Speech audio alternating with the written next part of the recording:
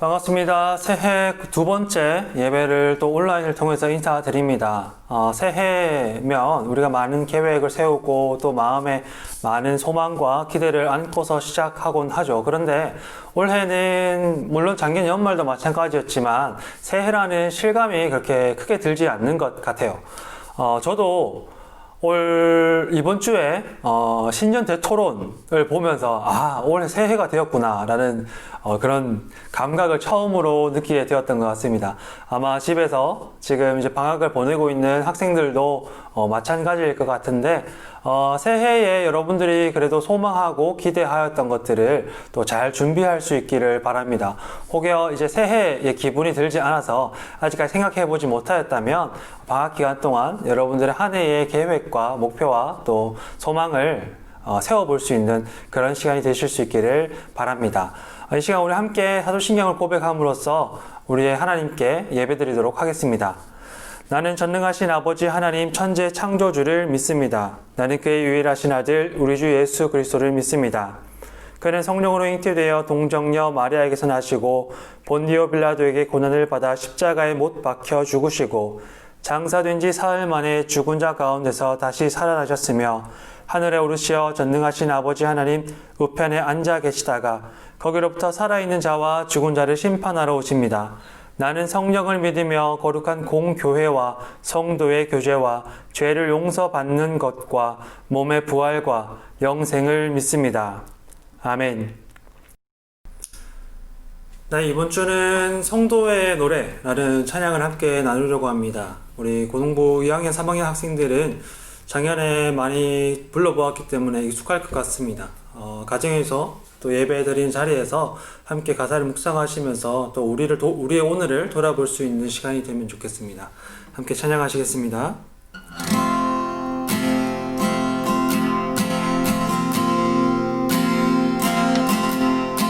만난 가난과 고난 수고로움 속에도 성도는 그 믿음을 지켰네. 주를 섬기는 일에 자신을 다드리며 진리의 말씀과 성령으로 그 길을 걸었네. 만난 가난과 고난 수고로움 속에도 성도는 그 믿음을 지켰네.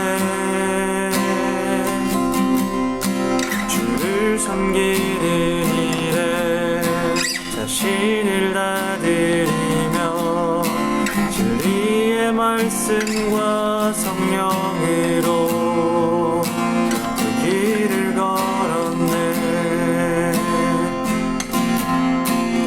그리스도 안에서 새롭게 하시고 그리스도로 인하여 자유케 되었네. 우리는 무명하나 유명한 자요 죽음의 위기 속에도 전 생명 가졌고 근심 하나 기뻐하며 가난 하나 다른 이를 부욕해 하는 자로다. 우리는 무명하나 유명한 자요 죽음의 위기 속에도 전 생명 가졌고 근심 하나 기뻐하며 가난 하나 다른 이를 부욕해 하는 자로다. 모든 것 가진 자로다. 모든 것 가진 자로다.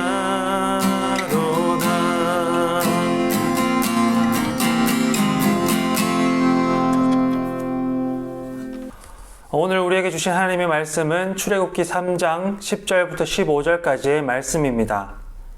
집에서 여러분들 함께 읽으시면 좋겠습니다. 함께 합독하시겠습니다.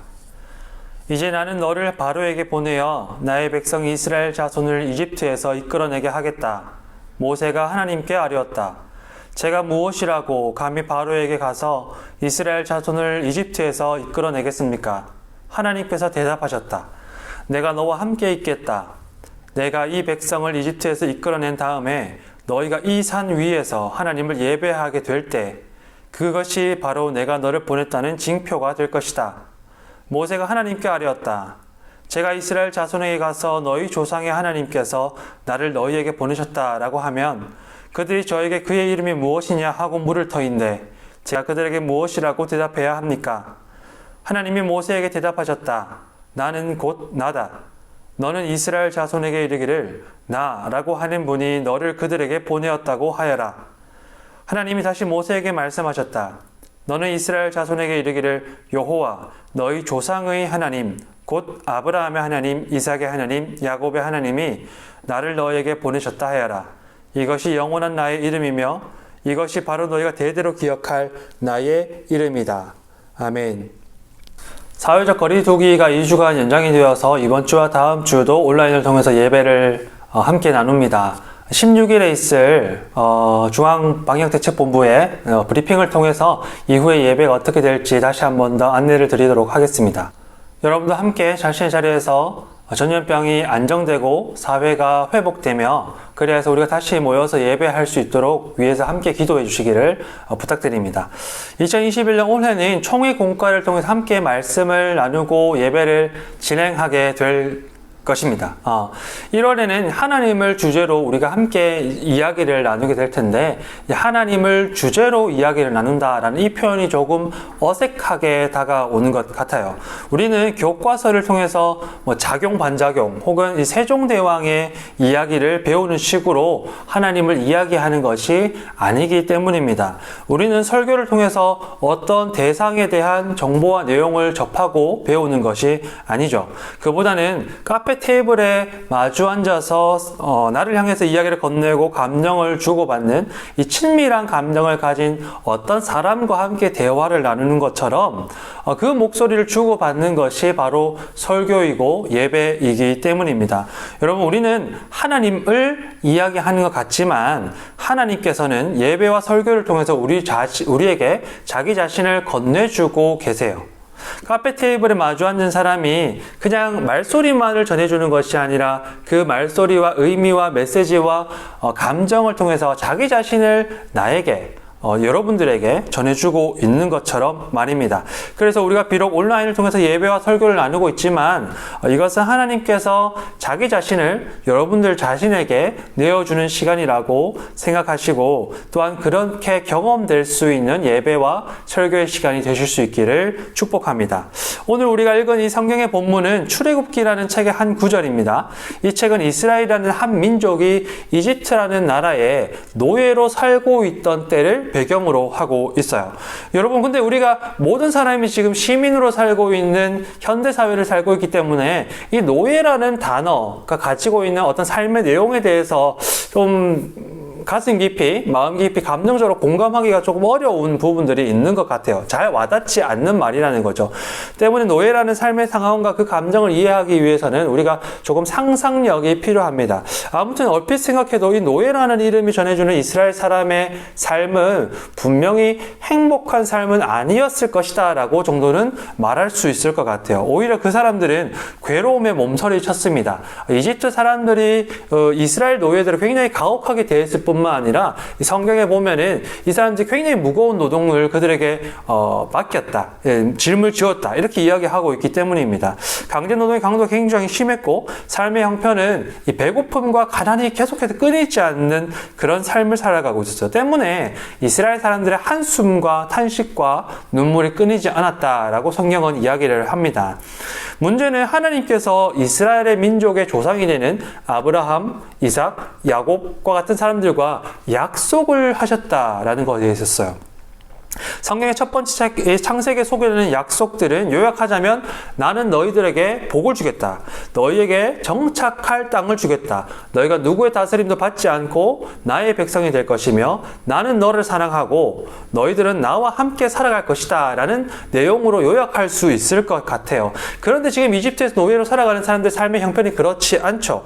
하나님께서 백성들에게 약속을 하셨는데 지금 이스라엘이 정작 살아가는 삶의 모습들은 하나님께서 하셨던 약속과는 조금이라기보다는 너무 거리가 먼 상황에 있는 거죠. 하나님께서는 그들에게 약속을 지키시고 그들에게 위로를 전하시기 위해서 한 사람을 불러서 보내십니다. 그 사람이 바로 오늘 이 성경에 등장하는 모세라는 인물입니다. 모세는 하나님의 메신저이면서 동시에 하나님의 이를 대리하는 대리인이라고 할 수 있을 것 같아요. 잠깐 우리 이름에 대해서 이야기를 하고 넘어가려고 하는데 사람은 무엇에든지 이름을 붙입니다. 예컨대 우리는 우리를 낳아주시고 우리를 양육해 주셨던 분들에게 이름을 붙이죠. 어머니 혹은 아버지라는 이름을 붙입니다. 페달을 밟아서 여러분 체인을 통해서 동력을 전달해서 빠르게 굴러가는 바퀴를 가지고 있는 어떤 탈 것에 대해서는 우리가 자전거라는 이름을 붙입니다. 대체로 고춧가루와 고추장을 사용해서 떡과 채소를 비롯해서 뜨겁게 끓이거나 졸여서 먹는 음식에 대해서는 떡볶이라는 이름을 붙이죠. 그런데 여러분 대개 이름은 어떤 대상을 지칭하는 것, 가리키는 것으로 그치지 않습니다. 우리에게 의미가 있는 이름은 그 이름에게 얽혀진 이름과 관계된 우리의 기억이 있는 거죠. 이름은 그래서 단순히 무엇을 가리키고 지칭할 뿐만 아니라 우리에게 있는 기억을 연결시켜 줍니다.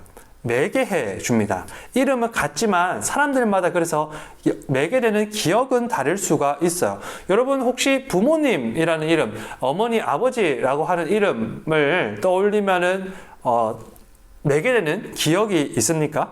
자전거라고 말하면 여러분들 매개되는 기억이 있나요?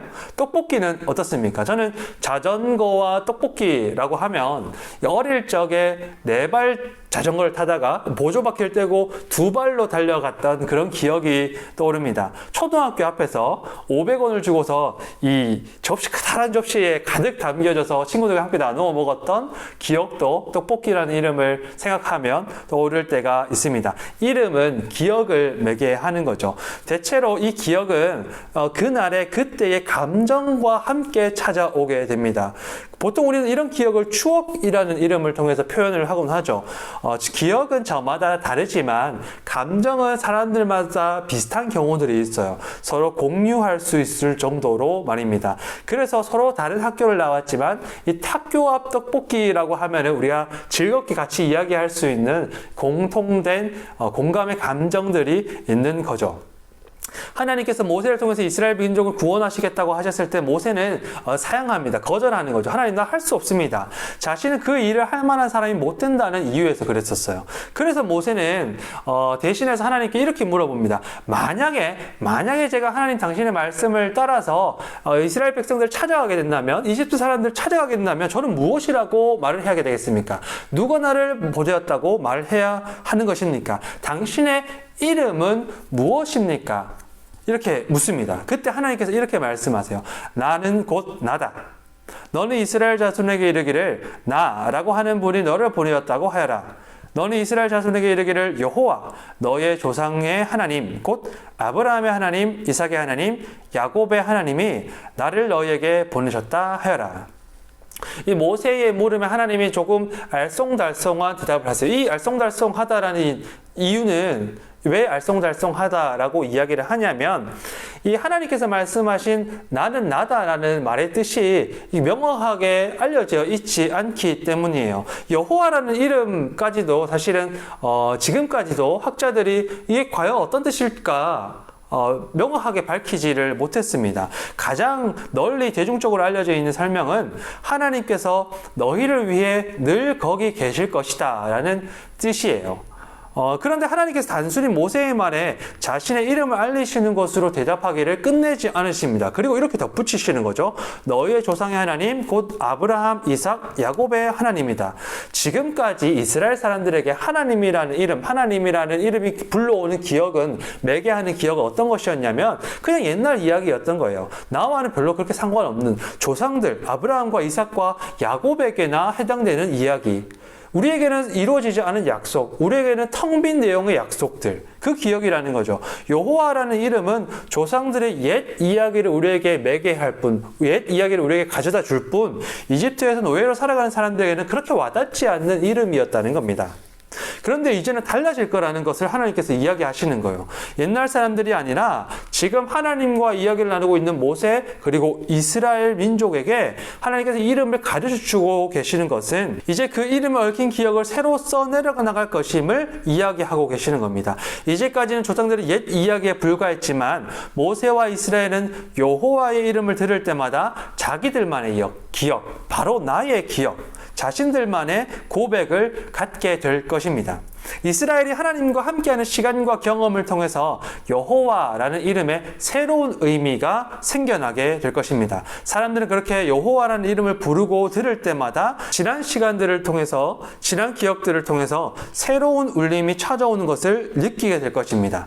그래서 그들은 마침내 하나님의 말씀처럼 여호와라는 이름으로 불리는 분께 예배하게 될 것이라는 말씀을 하고 계시는 거죠. 여러분, 이집트에서 노예로 살던 사람들에게 찾아가셔서 자기 이름을 건네주셨던 하나님은 이 말씀을 통해 우리에게도 이야기를 건네고 계세요. 자기 이름을 알려주시고 늘 우리가 걸어가는 길 위에 함께 하시며 그렇게 우리와 동행하는 분이심을 들려주고 계시는 것입니다.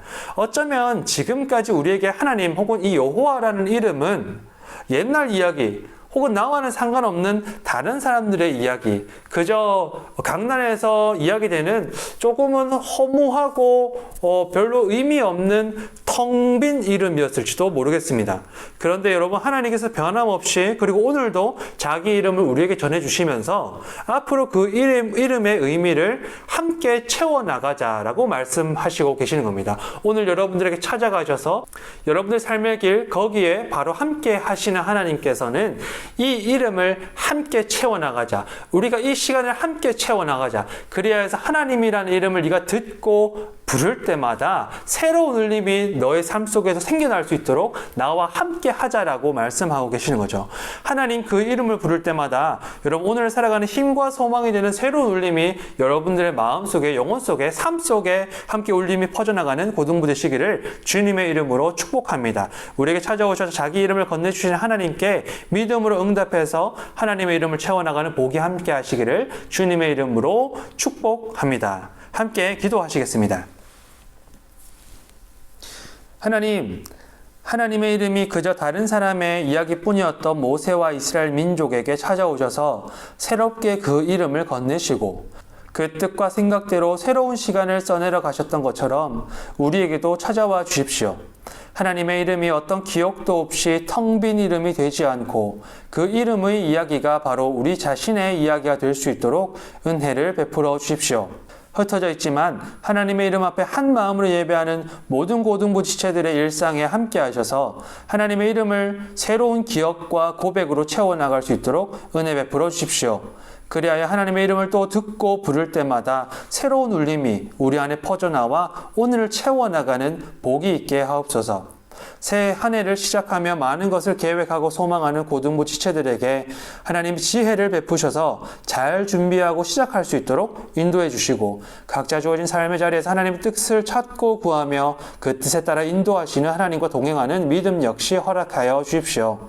추운 날씨 가운데 우리의 건강을 지켜주시고 선생님들 직장과 일터에서도 평강을 지키시는 하나님의 돌봄이 있게 하시고 험한 환경 속에서 코로나와 싸워나가는 이웃들과 방역진들에게도 하나님의 위로와 회복이 함께 하옵소서. 이제는 예수 그리스도의 은혜와 하나님의 사랑과 성령님의 함께 하심이 하나님의 이름을 새롭게 부르기를 소망하고 그 이름을 통해 삶의 울림이 있기를 기대하는 모든 고등부 선생님과 학생들의 삶 위에 지금부터 영원토록 함께 하옵시기를 축원하옵나이다. 아멘.